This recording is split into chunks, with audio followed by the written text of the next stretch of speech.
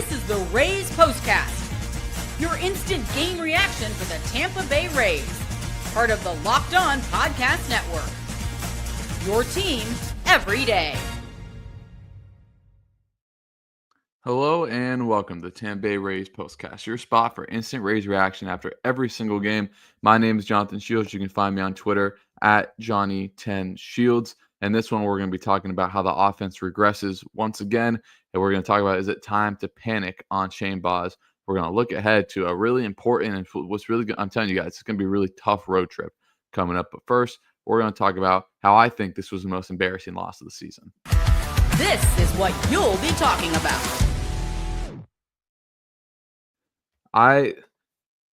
This is such a tough loss for the Rays in so many ways because of you have a chance at a winning road trip if you win today. You're facing the worst team in baseball. You're facing one of the worst starting pitchers in baseball. And the thing that's the most discouraging is this wasn't a game where the breaks just didn't fall the Rays' way and they lost.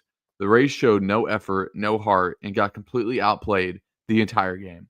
You know, I'm a Rays fan, been a Rays fan my entire life, and I want nothing more than to celebrate this team as much as possible. But I'm going to get on them when they show up and get absolutely embarrassed like they did today. You know, the headline of the Tampa Bay Times this morning was by Mark Tompkins, who's probably the best, one of the best beat writers in all, in all sports. It said everything works, right? That was the headline. Nothing worked today for the Rays. I mean, it's literally they haven't won back-to-back games since they beat the Brewers back-to-back times. And then since then, I mean, it's been even longer since that. This team cannot stack wins consistently. And the things that stand out in this one is how the Rays just play with no urgency. It's like no one's hustling down the line. The body language today was terrible. And the Rays should have been down 5-0 before they even had bases loaded, no outs. And then by the time they got there, it was, okay, can they take advantage of this and actually win a game where nothing's gone right? Nope. It was, of course, Brandon Lau with another ball hit 105 plus off the bat that just lines out. And then Junior, who was awful today, it had grounded into a lead leading. It was either his 12th or 13th double play of the year. And that was probably the worst one so far. So, I was optimistic after Friday's loss. I'm normally optimistic after losses, but this is probably the most pessimistic I will be all season after a loss, just because of how they played, the opportunity that they had, and then what's coming up on this homestand. We're going to get into it later, guys. I mean, this is going to be the hardest homestand of the year for the Rays. No ifs, ands, or buts. But if you guys are watching live, make sure to leave a comment and leave a like. We will get to the comments at the end like we always do. If you guys are watching the replay, leave a like and comment. And join the live tomorrow. The Rays actually play tomorrow. This is the last time, I don't remember the last time the Rays played on Monday. It's been a little bit. But before we talk about Shane Baz, let's talk about the offense, how it regressed again. And let's talk about that third inning where we will get to the turning point of the game. Time to reveal where the game was won or lost. It's the turning point. Yeah, the turning point is bases loaded, no outs in the third inning. And again, the Rays do not take advantage of a break from a break by the opposition. A terrible error by the Marlins allows Yandy to score. And then you look, base load, no outs. Not to mention you have the top of the order up. You have your heart of the order. The bottom of the order does their job. They get on, and now you have bases loaded for Josh Lowe, or you have base load for Brandon Lau Jr. and the heart of your order. And again, Brandon Lau unlucky, another 105-mile-per-hour ball laced. And it was really bad base running by Ben Wortvet. He got too far down the line, stumble getting back. And it's a miracle he even got a hit. I think the Rays should have won this game just because Ben Wortvet got a hit. And then, you go to Junior, we already talked about it, was his double play. And it was just as backbreaking as you can imagine from a double play perspective. And there's been too many times this season where the Rays don't score when it's bases loaded, no outs. I mean, it's been 4 times at least this year that it happened. And then, Cal Contrail pitched, and he literally threw an immaculate inning, which was so horrifically bad on the Rays' part. It was only the second immaculate inning in Marlins history. And Cal Contrail, who had a 7 ERA coming to this game, did against the Rays. And a lot of people were asking yesterday, why isn't Christopher Morel in the lineup? You saw today why Christopher Morel hasn't been in the lineup. And guess what? The Rays are going to face a lot of lefties during this homestand. So get ready to see Christopher Morel and Curtis Mead in the lineup consistently. And a guy that needs a few days off is Cameron Meisner. He's a guy that should not be playing every day, in my opinion. And it's about time where some of those Jake Magnum or Richie Palacios or John DeLuca start to come back so we can have more rotation in the outfield. And I think at the end of the day, I think Josh Lowe and Chandler Simpson are going to play every day. And then it's going to be a rotation at the last outfield spot for wherever that you want to go. So again, this was just a really big chance for the Rays to get to 2 games under 500. And instead, you're right back where you started going back home. You went 3-3 on the road trip. You're still 3 games under 500. You're still 3 games under. It's just not a lot of, I believe, no, they're 4 games under now because they're 3 games under. If they would have won today, they would have been 2. So yeah, now you're 4 games under 500. And they're not taking advantage of an AL East that's been so bad. And instead, they're just falling right into line with it. First time the Marlins have won a series against the Rays by since 2018.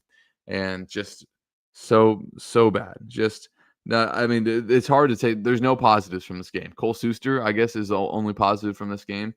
And, Boz was terrible. The lineup was terrible. And it's just so bad. And we will talk about Shane Boz and what he can do to just turn around his season right after this. This episode is brought to you by Wonderful Pistachios. Looking for a snack that's both delicious and nutritious? Cracking it a good source of protein with Wonderful Pistachios. Wonderful Pistachios is one of the highest protein nuts. Each 1-ounce serving has 6 grams of protein, giving you over 10% of your daily value. Plus, they're packed with fiber and better-for-you unsaturated fats to keep you feeling fuller longer. Personally, I love the no-shell variety. As a perfect grab-and-go snack for busy days, whether I'm snacking on my desk, on a road trip, or just need some quick protein. They're always my go-to. And if you love cracking open every shell for that satisfying crunch, then in-shell options are always a classic favorite. Get snacking to get cracking with the snack that packs a protein punch. Visit wonderfulpistachios.com to learn more. This episode is also brought to you by FanDuel. The NBA playoffs are in full swing. Every night delivers highlight-worthy performances and major momentum shifts and can't miss moments, whether it's a game-winning shot or a breakout player. There's never been a better time to get in on the action. What makes it easy to stay in the game FanDuel makes it easy to stay in the game before tip-off and live with player props, performance trends, and same-game parlays. Fans have more ways than ever to play smart and win big. Like I said, the Eastern Conference and West Conference Finals is about to start in the NBA. And again, you guys know player props are my favorite. So if you guys want to bet Jalen Brunson to have 30-plus points in Game 1 in the Eastern Conference Finals, FanDuel is your spot to do it. New to FanDuel is the perfect time to sign up. Head to FanDuel.com and place your first $5 bet. If it wins, you'll get $200 in bonus bets. Make every moment more with FanDuel, official sports betting partner of the NBA. So make sure you guys leave a comment. We're going to get to them right after we talk about just how bad Shane Boz has been, and we will get to the Rays' next opponent, which is the Houston Astros, coming up as well. So Shane Boz, he went 6 innings, which was a surprise considering how bad he pitched. Obviously, gave up the 5 runs, had more walks and strikeouts, and you could tell early it wasn't going good. In the first 4 innings, he had runners in scoring position every single inning, and it's just nothing was working for him. And the thing that I will not get is why he continuously throws the slider. I tweeted it right after he threw it. He throws it 8% of the time. Opponents are hitting more than 430 on it, and he's given up 5 of his 8 home runs using a slider. I mean, I don't know what Kyle Snyder's telling him to do. I don't know what him in the catching staff thinks. Shane Boz, in my opinion, on this team just has the best stuff out of any starting pitcher. His stuff is better than Zach Littell and Ryan Pepiot. His stuff is better than Taj Bradley. His stuff, he doesn't mean he's a better pitcher, but his stuff is better than Drew Rasmussen. The only person's stuff is better is Shane McClanahan, but he's been hurt for seems like a decade at this point. And if he can't control it, what are you going to do? And he has not been able to control it recently. And it's just like you can see it building with him, right? His body language isn't great when it starts to go south. And when in my opinion, you could tell he's a little wild today.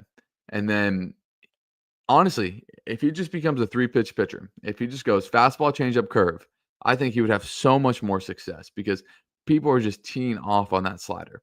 And look, he knows more than me. That pitching staff knows more than me. And, I don't know what they see and we don't, but what I see is the numbers, and I see Shane Baz is slider just getting absolutely obliterated almost every single time he throws it. So it's flat. Even BA said he's not getting under it, not getting that spin. And he threw it for a hit the time before the 3-run home run. And then he threw it again when he gave up a 3-run home run, and he hung it and it was just destroyed. So I don't know what was going through his mind. I don't know. I don't know what the sequencing was before that, but man, it was not good. And I hope that he can turn around because the Rays starting rotation ERA right now is like 24th in baseball, which is not going to win you many games. And honestly, despite the fact that the Rays are 4 games under, it's probably a miracle that the Rays are 4 games under 500, aren't closer that, and they're closer to the Red Sox and Blue Jays than they are to the Orioles. But let's look ahead to the game tomorrow. So a cool story. So Colton Gordon is starting tomorrow for the Astros. He played Little League at Fossil Park. So I played Little League at Northeast Little League. Fossil Park is the other Little League. Their main field is up on MLK on near Target up in St. Pete. If you guys know where that is, if you're from the area. So kind of a cool story there. But again, this is someone the Rays should have ample amount of success against. I mean, so far this season, he's only played in 1 game, and he gave up 3 earned in 4 1/3, 7 hits against the Royals. And of course, the Royals aren't known for having just an insane offense. So again, we know the Rays documented struggles with left-handed pitching and struggles against it. But Ryan Pepio is going to be on the mound, and he's been really good recently. And so the best hitter for the Astros has been Jeremy Pena, but also Isaac Paredes. He leads them in home runs and RBI. So no short porch for him and Steinbrenner. But obviously a guy the Rays traded at the trade line for Christian Morel. And the Rays don't make a lot of bad trades, but that trade is not looking the best right now, considering how unplayable Christian Morel is. But he's probably going to be batting second tomorrow. And because the Rays are facing a lefty, I'll be interested to see how many lefty the Rays keep in the lineup. Simpson's probably going to play tomorrow. Out of the 3 of Josh Lowe, Jonathan Aranda, and Brandon Lau, who plays against the lefty, will be interesting to see. Another big mishap, I think against the Astros today in the game was not playing Jose Caballero. I mean, this guy has a higher OPS than Junior right now. And he was on a 5-game hitting streak, and he had the best at-bats of any Rays player this series. So I have no idea why Cash did not play him today. I understand he's going to play the next few days because, guys, against the Rays play 3 against the Astros, and I looked at this before. So they play 3 against the Astros, and Framber was supposed to pitch one of these games, another lefty that just kills the Rays. So the Rays, I still think he's going to pitch on Tuesday. I don't know if he was scheduled to pitch last time I looked, but the Rays against the Astros are going to face 2 out of 3 lefties, and against Toronto, I don't think they're going to face any. But again, Rays need a winning homestand here. I mean, that's what we need from the Rays. But now let's get to the comments. Go to Cameron Van Pelt. 3 questions. He said before this 3 questions. Why does Shane keep throwing his slider? And he repeats that 3 times.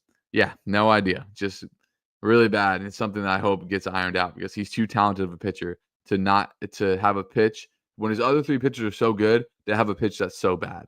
And I mean, I truly believe that. I think his stuff and his potential might be higher than anyone, maybe outside Taj Bradley, and it's just a little bit annoying when he's just hanging his stuff. We've seen his peak. He went 7 scoreless against the Padres. He's gone 6 scoreless another time this season. So we've seen it. I think he'll figure it out. So we go to Jack's takes. He says, no effort into this one. Embarrassing being a Rays fan this time. Yeah, I mean, honestly, it seemed like the Rays were like out last night in Miami and came out today. He just strolled on the ball field and just had no energy. I mean, I'm calling it like it is. I call it as I see it. I mean, that was a pretty awful loss. And like I said in the beginning of this episode, this was to me, the worst loss that the Rays had this year. Just, I mean, having a winning road trip after how bad the Rays have been at home it would have been so important. And for a team that's not good, the Marlins are not good. The Marlins are going to lose 90 games, 85 plus games this year. And, 85 games wouldn't be that bad for them, but they're probably going to lose 90 plus games this year. So at this rate, the Rays are too. As Dante Hamilton says, can Cash please stop putting Morel in the lineup? Well, he's going to be in the lineup the next 2 days against the lefties. So Let's hope he can figure it out. His at-bats today, more than anyone, were like historically bad for Christian Morel. He was awful today in the box. And it's tough. He hasn't seen live pitching. And that's why, like, when Curtis Mead is gonna bat 6 tomorrow and, play second or first, this is a guy that hasn't seen live pitching in over a week. So I don't have any expectations for Curtis Mead. I mean, they're just not putting him in a position to succeed with Curtis Mead, who's going to play tomorrow. He's going to play against a lefty. So we'll see if they can produce. As we go to Gary, he says, Cal Contra was tough today. Really glad to see Josh Lowe back here. Provides a huge boost both offensively and defensively. And yeah, and with loss around all of this, is probably the biggest defensive play of the season so far for the Rays is when Josh Lowe threw out a runner at home, which was freaking awesome. It was just a dot of a throw by Josh Lowe. So as we get to Gary again, he says hottest team in the AL right now, the Minnesota Twins. Go figure, and they will visit Steinbrenner coming up. Our Genius asks, is it in Tampa or Houston? It's in Tampa. It's good to see you, our Genius. You haven't been here in a few games. And we go to Cameron again. You have to win a series like this on Sunday. We have the pitching and lineup advantage. Yeah, the pitching advantage was big, and one that the Rays just should have taken advantage of. It was rough. As we go to Mark Johnson, the sooner we accept it's going to be a sub 500 team the whole season, the better. Stars will be sold at the deadline. Just be ready. I told you guys before, I'm not selling on this team until I see this whole lineup intact. Until I see Ha-Seong Kim and Johnny DeLuca and Richie Palacios and Jake Mangum in this lineup, and then I will see and give it, a 2-week sample size. Then I'll see how cooked this lineup will be because, man, I mean, I think everyone in the AL East lost again today. I know Boston got killed by Atlanta. I'm trying to find the Blue Jays score, and the Blue Jays lost again too. So, I mean, look, the Rays are still 5 back in the division, and they're 4 games below 500. So, you still got to look at some positives with this, and because it's, man, I know it's bleak right now, and I know that this was probably the worst loss of the year, but man, like you still got to look at some positives to say this is, or before Josh Lowe got back, this was as hurt the Rays were going into Toronto. They won the Toronto series. They still went 3-3. It's not like they had a losing road trip, but man, this was just such a gettable game, and you don't have many teams. Like, let me read you guys the Rays schedule. There's not many teams that are like, oh, they're not very good. Houston, Toronto, Minnesota, Houston, Texas. All those teams will be fighting for playoff spots. All of them. And then they get Miami again, at Boston, at New York, versus Baltimore, versus Detroit, at Kansas City, at Baltimore, versus Athletics, at Minnesota, at Detroit, at Boston. Outside of 3 of those series, the rest of those teams will be in the playoff picture come, end of August, early September.